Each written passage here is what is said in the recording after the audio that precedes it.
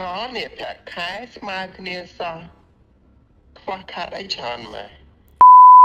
សួស្តីអ្នកទាំងអស់គ្នាថ្ងៃនេះខ្ញុំចង់លេង challenge មួយតែទឹកចិត្តមករួមការងារខ្ញុំទាំងអស់គ្នា challenge របស់ខ្ញុំនឹងគឺងាយៗខ្ញុំធ្វើជាទេទៅមិត្តភក្តិរបស់ខ្ញុំហើយខ្ញុំធ្វើជាខ្ចីលុយរបស់គាត់ថាតើអ្នកណាគេដែលងាយស្រួលឲ្យខ្ញុំខ្ចីលុយជាងគេហើយលឿនរហ័សអញ្ចឹងណាតោះឥឡូវមិត្តរួមការងារជំរឿនដំបូងរបស់ខ្ញុំគឺសេកាតោះឥឡូវខ្ញុំចាប់ផ្ដើមទេទៅគាត់ទេណាទេទៅសិនអូយចូលឡើងដឹងលើកអត់ទេណហៅឡូចេកាចេកាអើយខ្ញុំសុំពឹងចេកាមួយខ្ញុំខ្វះខាតលុយ$1000ឥឡូវនឹងត្រូវការលុយសុំខ្ចីចេកា$1000សិនណាអត់អីចាំបងខាងណាចាក់ QR ណាចាបាញ់ខ្ញុំឥឡូវត្រូវទេហ្នឹងហើយអូយអូខេអរគុណខ្ញុំតម្លាក់ឲ្យឥឡូវណាអូយអ្នកទាំងអស់គ្នា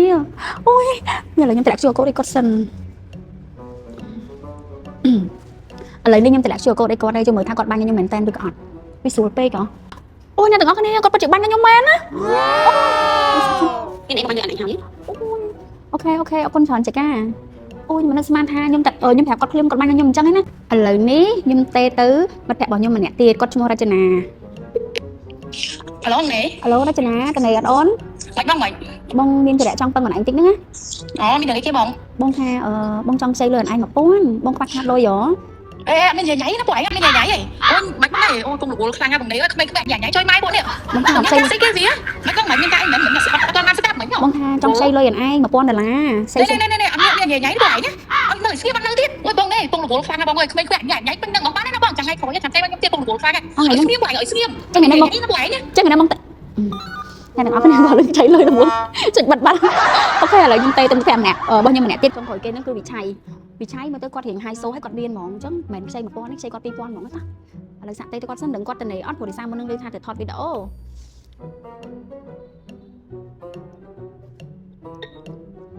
អាឡូឆៃនៅណាឆៃនៅអង្គុយញ៉ាំកាហ្វេនៅហាងកាហ្វេអូ my god ប្រែនសាហាវធម្មតាឆៃឆៃខ្ញុំមានរឿងមួយចង់ពឹងឆៃឆៃខ្ញុំខ្វះខាតលុយខ្ញុំចង់សុំខ្ចីឆៃ$2000សិនមកឆៃដោះស្រាយឲ្យខ្ញុំឲ្យវិញអញ្ចឹងណាធ្វើអីដែរ